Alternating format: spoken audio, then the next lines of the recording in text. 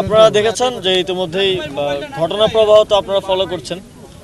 এর মধ্যে হাই কমিশনে আমাদের ডেপুটি অ্যাসিস্ট্যান্ট হাই কমিশনে হামলার ঘটনায় ভারতীয় অ্যাম্বাসেডরকে তলব করা হয়েছে এবং তারা দুঃখ প্রকাশ করেছে এবং ভারতের পররাষ্ট্র সচিব বাংলাদেশে এসেছে। আমাদের মাননীয় প্রধান উপদেষ্টা সহকারে আরও কনসার্ন যারা আছেন তাদের সাথে বৈঠক হয়েছে এবং সেখানে ভারতের পক্ষ থেকে রাষ্ট্রীয়ভাবে আমাদের সাথে সম্পর্ক উন্নয়নের জন্য তারা জোর দিয়েছেন। তবে আমাদের দিক থেকে যেটা বলা হয়েছে সেটা হচ্ছে আমাদের যেই সম্পর্ক উন্নয়নের ক্ষেত্রে উভয় পক্ষেরই কিছু বিষয় অ্যাড্রেস করা প্রয়োজন এবং আমাদের দিক থেকে বিশেষ করে গণহত্যাকারী শেখ হাসিনাকে ফেরত দেয়া এবং তিনি যেন সেখানে বসে যে বিভিন্ন বিদ্বেষমূলক বক্তব্য প্রচার করছেন সেটা বন্ধ করা যায়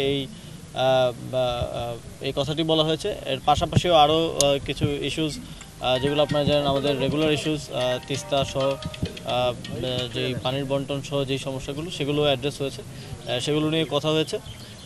তবে আমরা যেটা প্রথম থেকে বলে আসছি যে ভারতের সাথে এর আগে আমাদের যেই নতজানু পররাষ্ট্রনীতি ছিল সেটা থেকে আমরা অন্তর্বর্তীকালীন সরকার সরে এসেছি এবং আমাদের পরবর্তী সম্পর্কটা চলমান থাকবে আমাদের ন্যাশনাল ইন্টারেস্ট অর্থাৎ জাতীয় স্বার্থকে সামনে রেখেই, জাতীয় স্বার্থকে কম্প্রোমাইজ করে কোনো রিলেশনে আমরা ইন্টারন্যাশনাল রিলেশন আমরা বিশ্বাস করি না।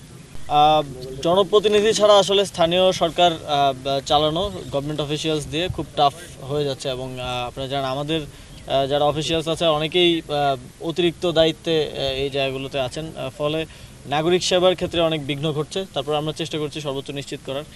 সেজন্য আমার তো চাওয়া এটাই থাকবে এবং অলরেডি স্থানীয় সরকার সংস্কার কমিশনের যিনি প্রধান তিনিও বলেছেন যে স্থানীয় সরকার নির্বাচনটা প্রয়োজন। তবে নির্বাচন কমিশনেরও প্রস্তুতির বিষয় আছে। সব কিছু মিলে এটা একটা যেহেতু একটা রাষ্ট্রীয় ডিসিশন, আমি সর্বোচ্চ পর্যায়ে এটা নিয়ে কথা বলবো। ইলেকশন কমিশন মোটামুটি ভোটার হালনাগাদ সহকারে যেই বেসিক জিনিসগুলো সেগুলো শেষ করলে আমরা হয়তো একটা স্থানীয় সরকার নির্বাচনের কথা ভাবতে পারি। ইতিমধ্যে কথা হচ্ছে আপনারা জানেন এটা একটা অনেক বড় ডিসিশন। এর সাথে আরও অনেক কিছু জড়িত, যেহেতু একটা ডিভিশন হলে সেখানে প্রত্যেকটা অধিদপ্তর মন্ত্রণালয়ের সব অবকাঠামো করতে হয়, অনেক এখানে আর্থিক সংশ্লেষেরও বিষয় আছে। তো এখানে অনেক স্টেক হোল্ডার্স আছে এই ডিসিশনটা নেওয়ার ক্ষেত্রে। তবে আমি আশাবাদী যে খুব দ্রুত সময়ের মধ্যে এই বিষয়ে আমরা একটা সিদ্ধান্তে আসতে পারবো। Thank you. নিশ্চিন্তে খান স্বাস্থ্যকর অল টাইম পান, অল টাইম হেলদি লাইফ।